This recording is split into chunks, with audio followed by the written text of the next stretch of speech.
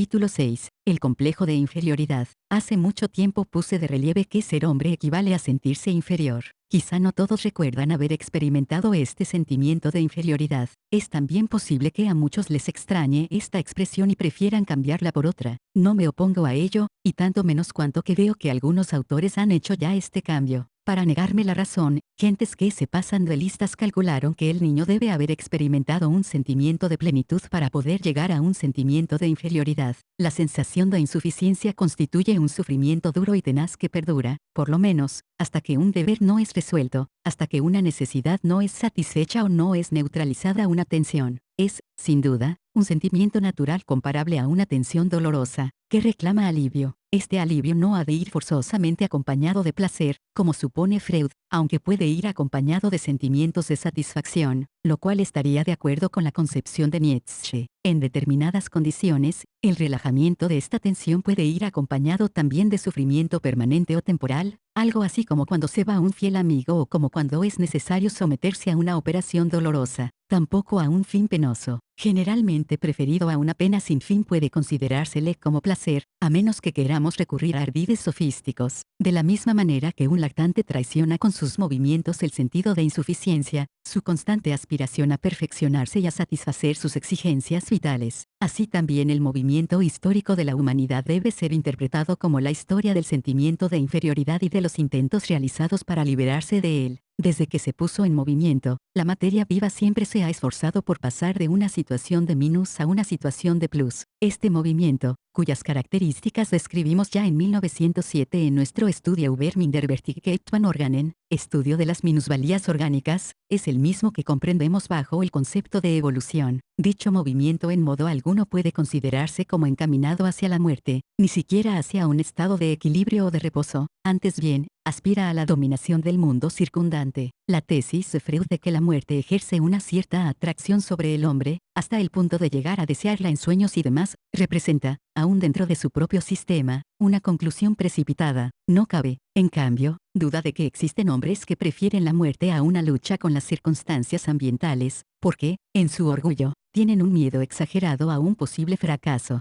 Son personas que aspiran siempre a ser mimadas y dispensadas de sus obligaciones, a base de que otros las cumplan. Como fácilmente puede demostrarse, el cuerpo humano se halla estructurado según el principio de seguridad. Meltzer llamó ya la atención sobre este principio en The Harvard Lectures, en 1906 y 1907, esto es, aproximadamente, en la misma época en que yo escribía mi ya citado estudio, solo que él lo hizo con más profundidad y amplitud. Un órgano dañado es sustituido en su función por un órgano sano o emite por sí mismo una energía complementaria. Todos los órganos pueden rendir más de lo que rinden normalmente, y atender muchas veces a múltiples y vitales funciones. La vida, que está regida por el principio de autoconservación, ha adquirido, en el curso de la evolución biológica, la energía y la capacidad para ello imprescindibles. Las divergencias de los hijos y de las generaciones jóvenes, con respecto a los padres y a las generaciones viejas, no son más que un aspecto de este mecanismo de seguridad vital. También la creciente civilización que nos rodea acusa idéntica tendencia a la seguridad y nos muestra al hombre en un continuo estado afectivo de sentimiento de inferioridad que estimula incesantemente su actividad para alcanzar una mayor seguridad. La satisfacción y el dolor que acompañan a esta lucha no son sino ayudas y premios que se le ofrecen al caminar por esta vereda, pero una adaptación definitiva a la realidad del momento, ya creada, no sería otra cosa que la explotación de los esfuerzos de otros en armonía con la imagen que del mundo tienen los niños mimados. La continua aspiración a la seguridad impulsa al individuo hacia la superación de la realidad actual en favor de otra realidad mejor. Sin esta corriente de la civilización, que nos arrastra hacia adelante, la vida humana sería imposible. El hombre habría sucumbido ante el embate de las fuerzas de la naturaleza si no hubiera aprendido a utilizarlas en provecho propio. El hombre carece de cosas que, poseídas por seres más fuertes, hubiesen podido ser causa de su aniquilamiento. Los rigores del clima le obligan a defenderse contra el frío mediante las pieles que quita a animales mejor dotados. Su organismo requiere una habitación artificial y una preparación igualmente artificial de sus alimentos. Su vida no está asegurada más que bajo ciertas condiciones, como son una conveniente división del trabajo y una suficiente multiplicación de los individuos. sus órganos y su espíritu trabajan de continuo para superarse, para afianzarse. A esto hay que añadir su mayor conocimiento de los peligros de la vida y una menor ignorancia de la muerte. ¿Quién puede dudar seriamente de que para el individuo, tan mal dotado por la naturaleza, la sensación de inferioridad es una verdadera bendición, que sin cesar le empuja hacia una situación de plus, hacia la seguridad, hacia la superación? Y esta formidable e inevitable rebelión contra este sentimiento de inferioridad consubstancial al hombre se repite como base de la evolución en la infancia de cada individuo. Todo niño que no esté tan anormal, como el idiota, gravemente tarado en su vida psíquica, se halla bajo el imperativo de este desarrollo ascensional que anima tanto a su cuerpo como a su alma. También a él le es impuesta por la naturaleza la tendencia a la superación. Su pequeñez, su debilidad y su incapacidad para satisfacer sus propias necesidades, las más o menos importantes negligencias, son aguijones determinantes para el desarrollo de su fuerza. Bajo la presión de su existencia precaria, el niño crea para sí mismo nuevas formas de vida, tal vez hasta entonces inéditas. Sus juegos, siempre orientados hacia el porvenir, demuestran su energía autocreadora, que en modo alguno podrían explicarse mediante los llamados reflejos condicionados. El niño construye sin cesar en el vacío del porvenir, impelido por la necesidad imperativa de vencer, hechizado por las necesidades e imperativos de la vida. Sus anhelos siempre crecientes le arrastran inexorablemente hacia un objetivo final, superior al destino terrestre que le era asignado, y este objetivo que lo atrae, le conduce a las alturas, se anima y llega a adquirir colores dentro del reducido ambiente en que el niño lucha por triunfar. No me es posible dedicar aquí más que unas breves palabras a unas consideraciones teóricas que, juzgando las fundamentales, publiqué en 1912 en mi libro Weber de Nervos en Charakter, el carácter neurótico. Si existe dicho objetivo de conquista y la evolución nos lo demuestra de modo palpable, entonces el grado de evolución que el niño alcanza y se plasma en él, se transforma a su vez en material de construcción para el desarrollo ulterior. En otras palabras, su herencia, física o psíquica, se expresa en posibilidades, y no cuenta sino en la medida en que puede ser y es utilizada con vistas al objetivo final. Lo que luego observamos en la evolución del individuo ha sido originado por el material hereditario, y su perfección es debida a la potencia creadora del niño. Puse ya anteriormente de relieve la brecha que abre el material hereditario. Sin embargo, debo negar que ofrezca significación causal alguna, porque la variación constante y multiforme del mundo exterior exige un empleo creador y elástico de ese material.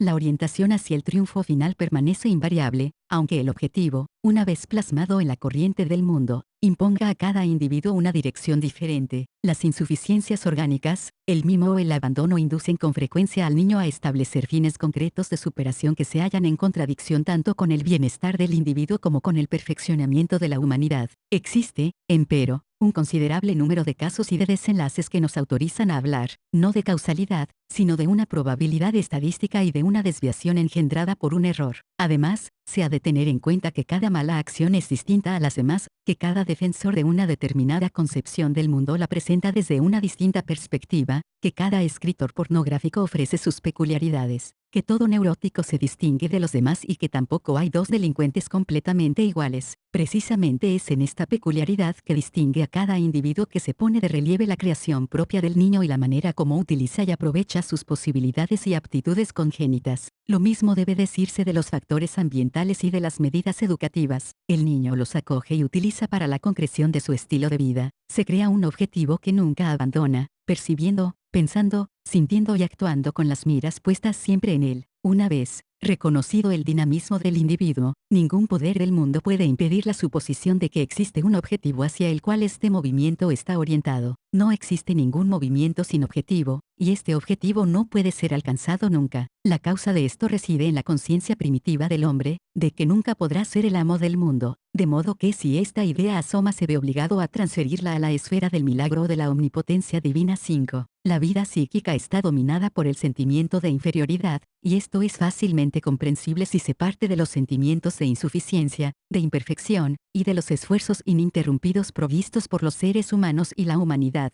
Cada uno de los 1000 problemas del vivir cotidiano pone al individuo en guardia y en disposición de ataque. Todo movimiento constituye una marcha hacia adelante para pasar de la imperfección a la perfección. En 1909, en mi estudio Aggressionstrieb im Leben und in der Neurose, el impulso de agresión en la vida y en la neurosis, intenté dilucidar más de cerca este hecho, llegando a la conclusión de que las formas de esta inclinación a la agresividad, desarrolladas bajo las necesidades de la evolución, derivan del estilo de vida, y son una parte de la totalidad. Concebirlas como radicalmente malas o explicarlas postulando un impulso sádico congénito, es algo completamente gratuito, aun si pobremente pretende construir una vida psíquica sobre impulsos ciegos y descarriados, no se debería al menos olvidar el imperativo de la evolución, ni tampoco la inclinación hacia la comunidad adquirida por el hombre en el curso del desarrollo evolutivo. Tomando en cuenta el gran número de seres humanos mimados y decepcionados, no es de admirar que personas de todas las capas de la sociedad, desprovistas de espíritu crítico, hayan adoptado esta noción, incomprendida de la vida psíquica de los niños mimados y por lo tanto fuertemente decepcionados, que nunca reciben lo suficiente como una teoría psicológica fundamental. La incorporación del niño a su primer ambiente es, por tanto, el primer acto creador que, recurriendo a sus aptitudes, realiza impulsado por su sentimiento de inferioridad.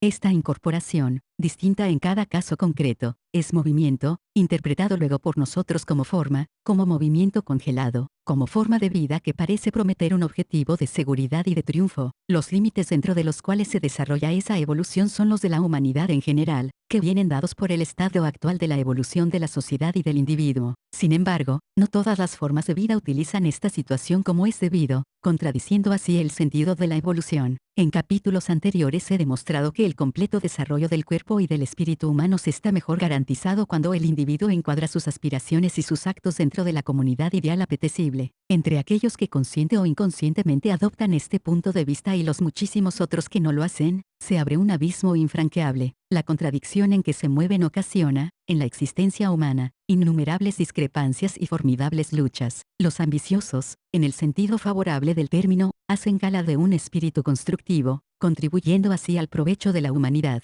pero tampoco sus antagonistas están desprovistos de valor. Mediante sus errores por los cuales llegan a perjudicar a sectores más o menos amplios estimulan el esfuerzo de los contrarios. Se asemejan por tanto, a aquel espíritu que siempre quiere lo malo, mas siempre crea lo bueno. Goethe, Fausto, despiertan el espíritu de crítica de los demás, proporcionándoles de este modo indirecto una mejor comprensión, y, finalmente, contribuyen a suscitar ese sentimiento de inferioridad realmente actuante. La dirección del desarrollo del individuo y de la comunidad está, por tanto, preestablecida por el grado del sentimiento de comunidad. Esto nos proporciona un punto de vista sólido para juzgar lo que es justo o injusto, y nos muestra además un camino que ofrece una seguridad sorprendente tanto en orden a la educación y curación como al enjuiciamiento de las anomalías. La medida que se emplea a este efecto es mucho más precisa que la que supondrá cualquier experimento, y es que la vida misma nos sirve en este caso de piedra de toque. Todo movimiento expresivo, por débil que sea, puede ponerse a prueba desde el punto de vista de su orientación y distancia de la comunidad.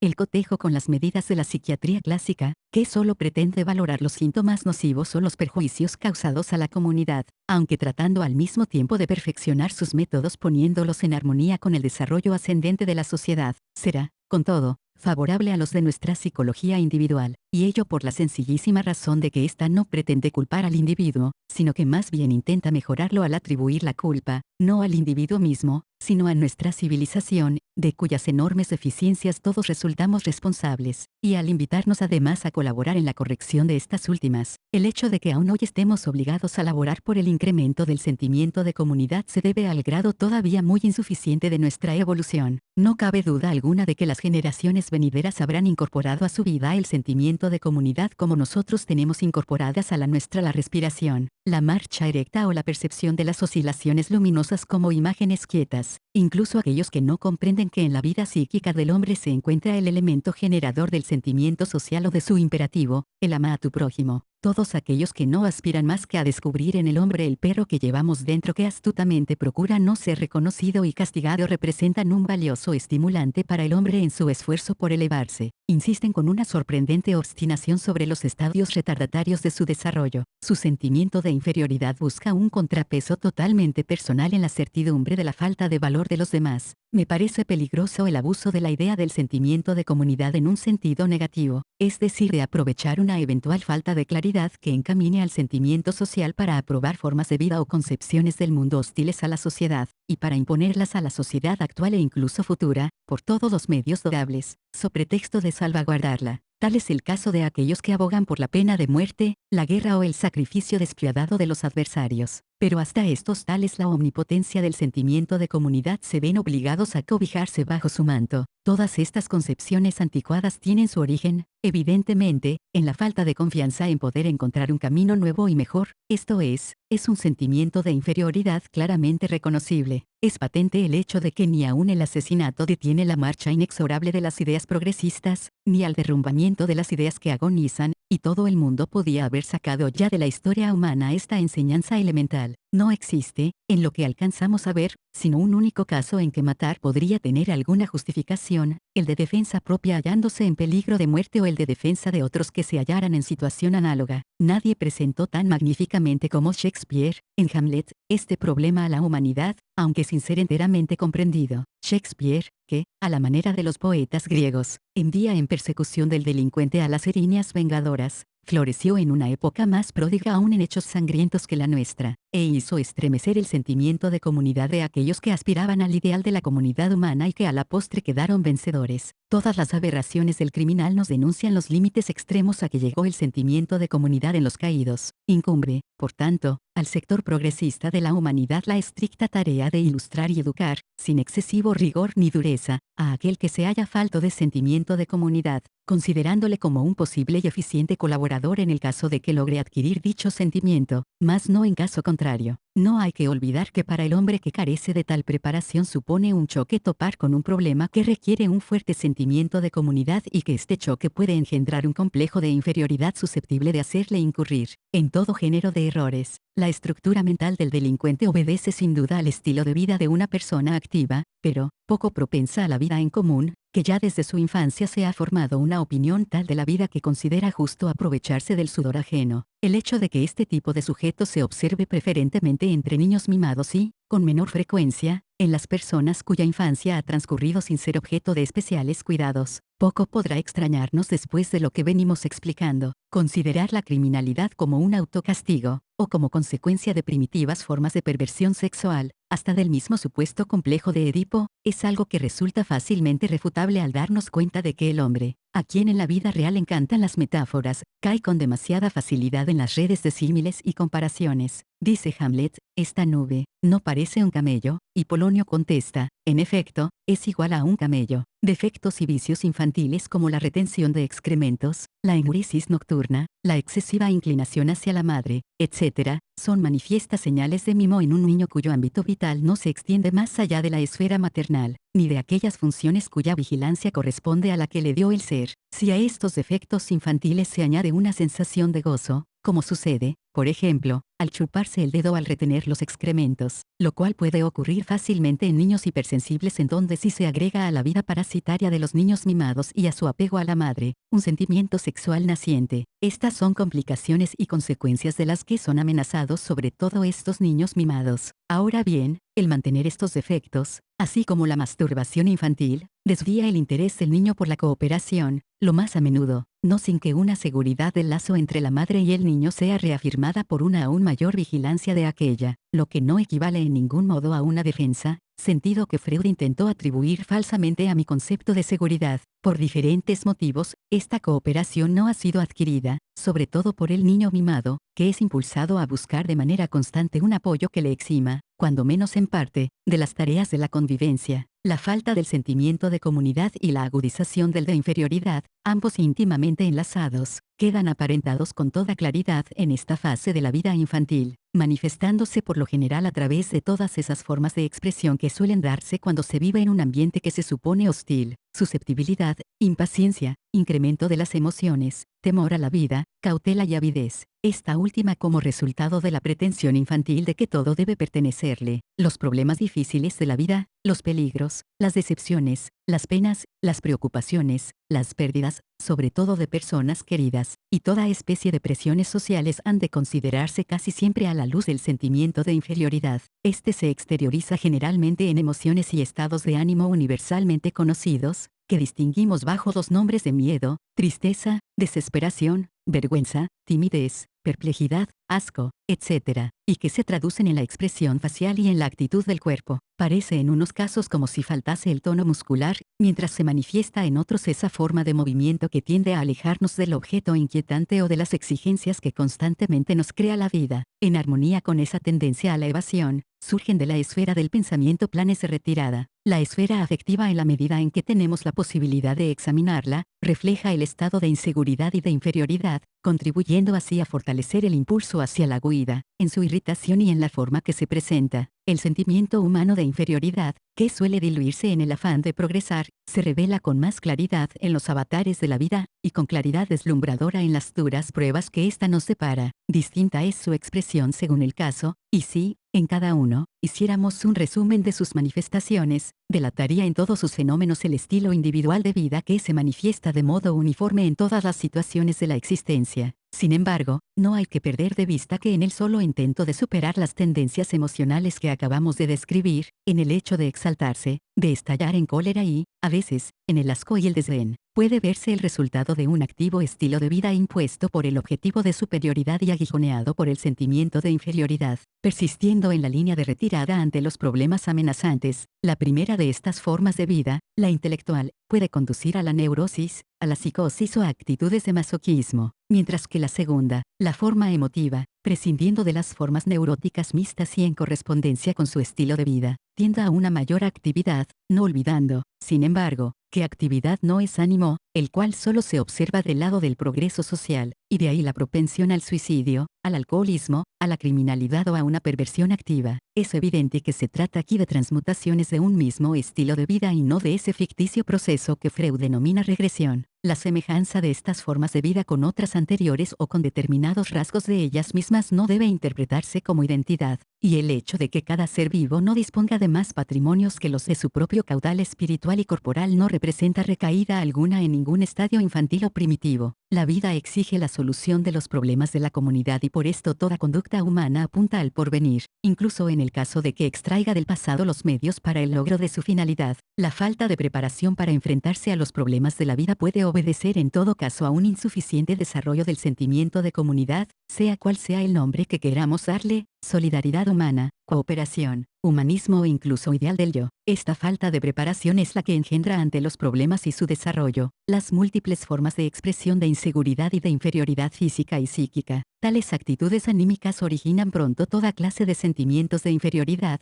que, si bien no se manifiestan claramente, se expresan ya en el carácter, en el movimiento, en la actitud, en la manera de pensar sugerida por el sentimiento de inferioridad, y en el hecho de apartarse del camino del progreso. Todas estas formas de expresión del sentimiento de inferioridad acentuado por la falta de sentimiento de comunidad llegan a ponerse de relieve en el momento en que surgen los problemas de la vida, la causa exógena, lo que no puede faltar jamás en caso de un fracaso típico, aun cuando no todos lleguen a encontrarla. Este fracaso típico se debe, ante todo, al intento de aferrarse a determinadas conmociones para aliviar la tensa situación creada por un acentuado sentimiento de inferioridad y como consecuencia del incesante afán de liberarse de una situación minus. Pero en ninguno de estos casos puede ponerse en duda la vigencia del sentimiento de comunidad ni borrarse la diferencia entre bueno y malo. En todos ellos encontramos un sí que subraya la presión del sentimiento de comunidad, más siempre seguido de un pero, el cual posee mayor fuerza y obstaculiza el oportuno fortalecimiento del sentimiento de comunidad.